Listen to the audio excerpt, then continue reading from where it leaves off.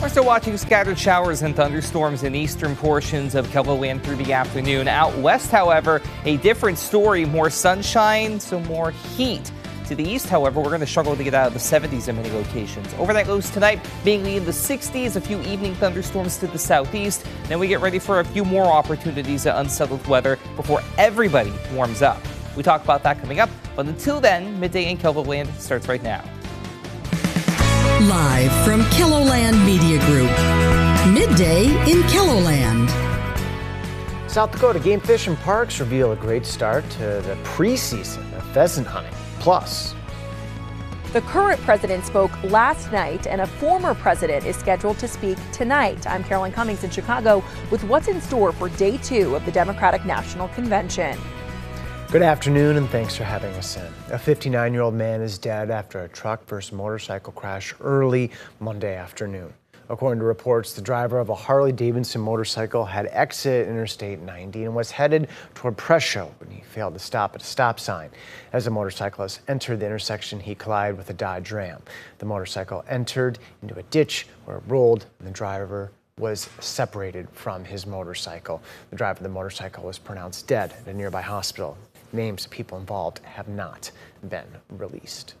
In weather, it's a little gray out there, but we're not done with summer yet, are we, Adam? No, not by a long shot. Don't let the cooler temperatures, especially East River, lull you into a false sense of security there. We are going to be warming up as we head later into the week, and especially toward the weekend. For now, though, yeah, there's rain. Up in northeastern KELOLAND, that's our Huron radar on our live Doppler network.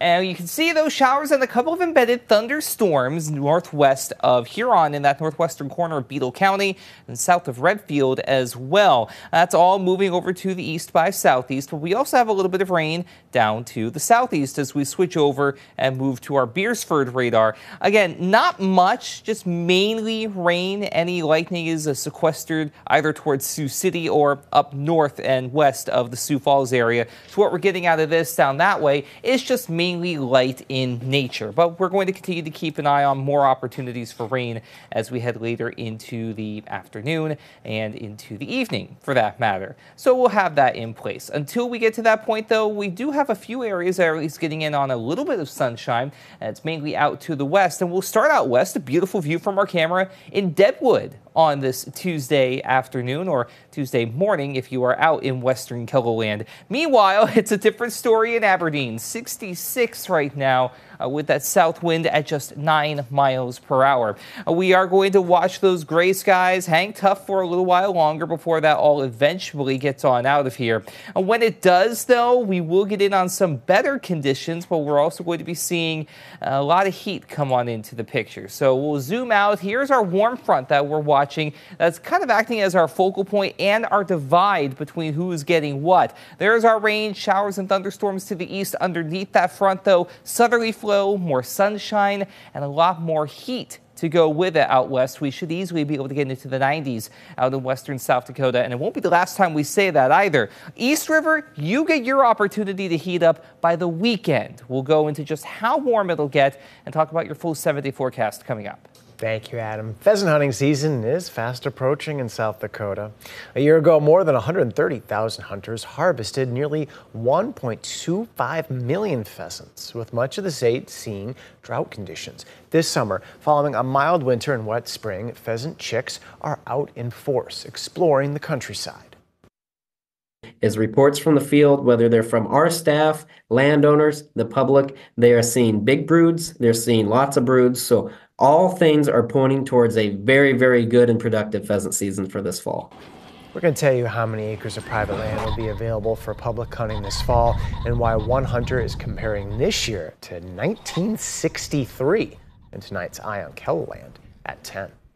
The Barrel House in Sioux Falls is making the start of the new school year with a special fundraiser coming up on Saturday. The event will begin with the backpack and supplies giveaway, with 300 students receiving everything they need for school. The back-to-school celebration will also include a barbecue competition and free will meal, with proceeds benefiting Hungry Hearts. The owner of Barrel House says there's a $20,000 match on the table. $20,000 does go a long way. So, I mean, for someone to step up and match that amount is, I mean, very respectable.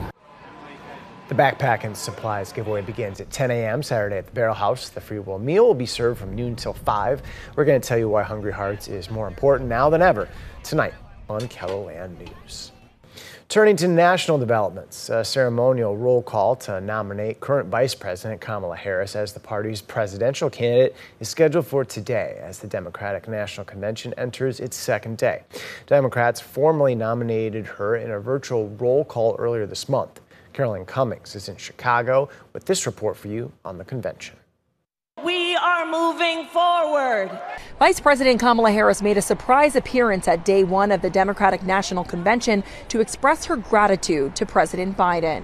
Joe, thank you for your historic leadership, for your lifetime of service to our nation. The president was greeted with an extended standing ovation when he took the stage before explaining his reason for stepping aside. I love the job, but I love my country more. Addressing the convention that until very recently was planned for him, President Biden enthusiastically threw his support behind his number two. Selecting Kamala was the very first decision I made when I became our nominee. And it was the best decision I made my whole career. There were also speeches from union leaders, elected officials, and the party's 2016 nominee, former Secretary of State Hillary Clinton, who reminded the crowd Harris has the potential to become the nation's first woman president. This is when we break through. Outside of the convention center, Chicago police made a handful of arrests after people protesting the war in Gaza breached a security perimeter. Last night's program ran way behind schedule, something organizers will look to tighten up, with former President Barack Obama and his wife Michelle Obama speaking tonight. I was in tears over Hillary Clinton. I'm probably going to be in tears over hearing Obama. Vice President Harris and Governor Tim Walz are scheduled to campaign in Milwaukee tonight, in the spot where Republicans held their convention last month. The rally will be beamed into the DNC. Caroline Cummings, CBS News, Chicago. Former Trump White House Press Secretary Stephanie Grissom, confirmed to CBS News that she will be speaking at the DNC tonight. A Harris campaign official says she will be one of several Republicans, including former Illinois Congressman Adam Kinzinger, who will be sharing remarks on why they are supporting Harris.